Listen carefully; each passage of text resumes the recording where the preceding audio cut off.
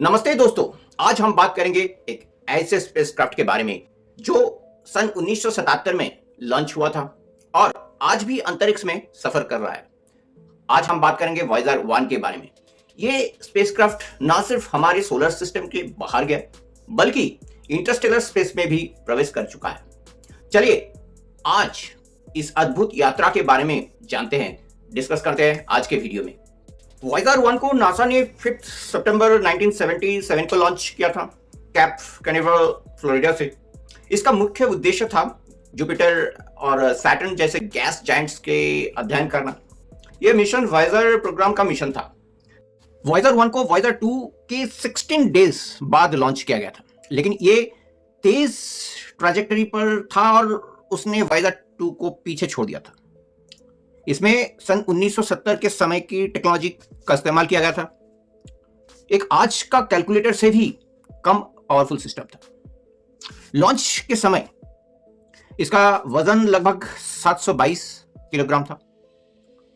Jupiter और Saturn का सफर कैसा था, चलिए समझते हैं इस बात को। वॉयेजर 1 ने जुपिटर के पास से 5 मार्च सन 1979 को गुजरकर उसके 4 बड़े मून्स आयो, यूरोपा, गैनीमेड और कैस्टिलियो का अध्ययन किया।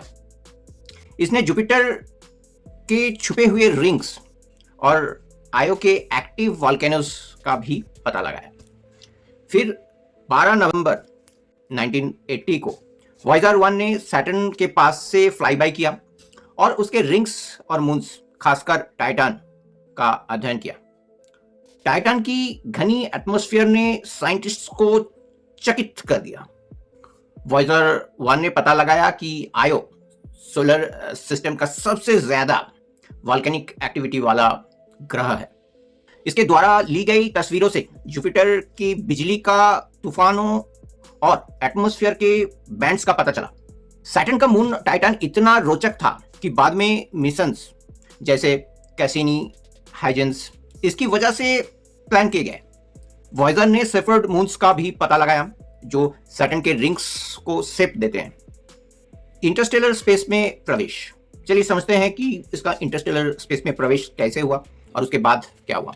25 अगस्त 2012 को वॉयेजर 1 ने हेलियोपॉज को पार कर इंटरस्टेलर स्पेस में प्रवेश किया। यह पहली बार था जब किसी मानव द्वारा बनाए गए स्पेसक्राफ्ट ने सोलर सिस्टम के बाहर कदम रखा। वॉयेजर 1 ने पहले टर्मिनेशन शॉक, जहां सोलर विंड धीरे हो जाता है, इसको 2004 में पार किया। फिर हेलियस हेल्थ और आखिर में 2012 में हेलियोपॉज को क्रॉस किया। इंटरस्टेलर स्पेस में भी वॉयेजर 1 प्लाज्मा वेव्स डिटेक्ट करता है जो स्टार्स के बीच के स्पेस की डेंसिटी नापने में मदद करता है। तो चलिए सुनते हैं ये जो प्लाज्मा का साउंड कैसा था।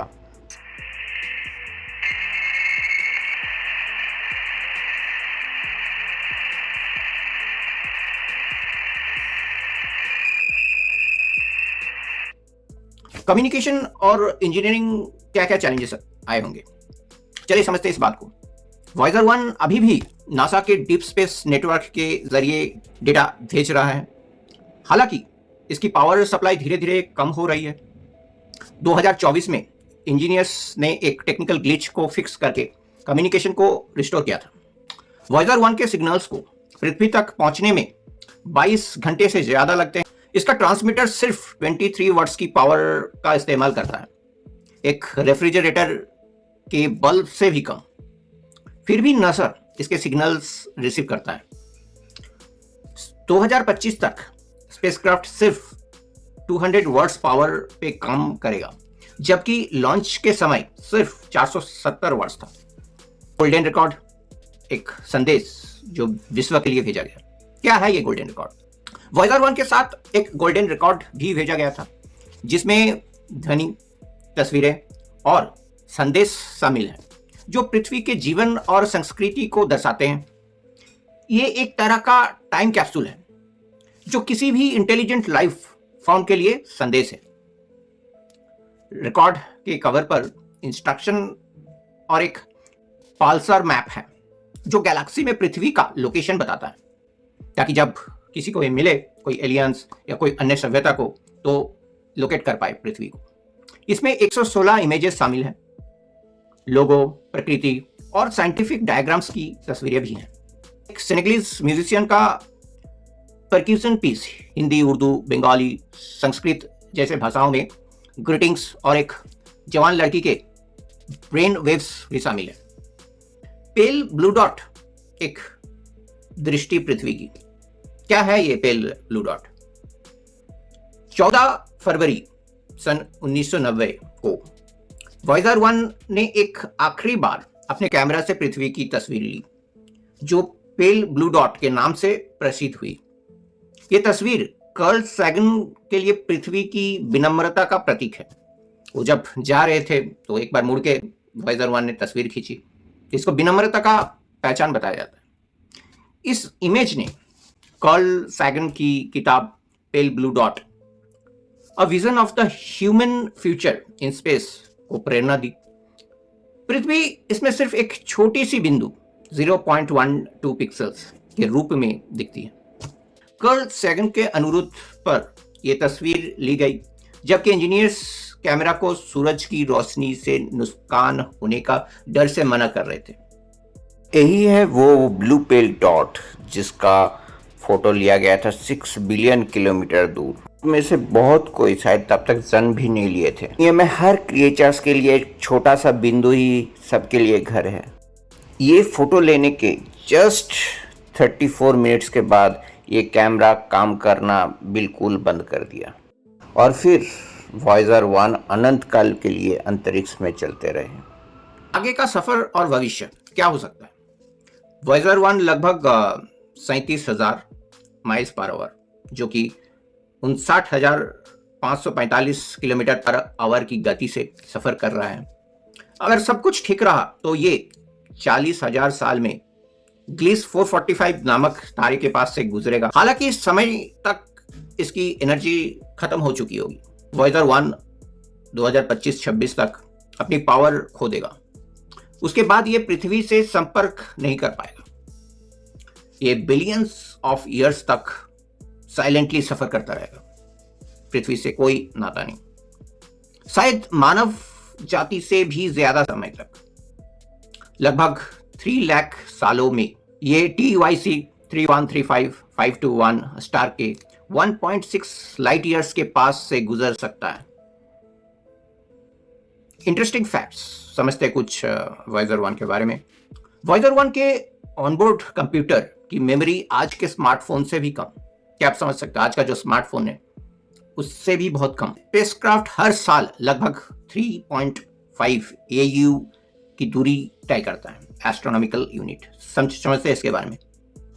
AU का फुल फॉर्म है एस्ट्रोनॉमिकल यूनिट।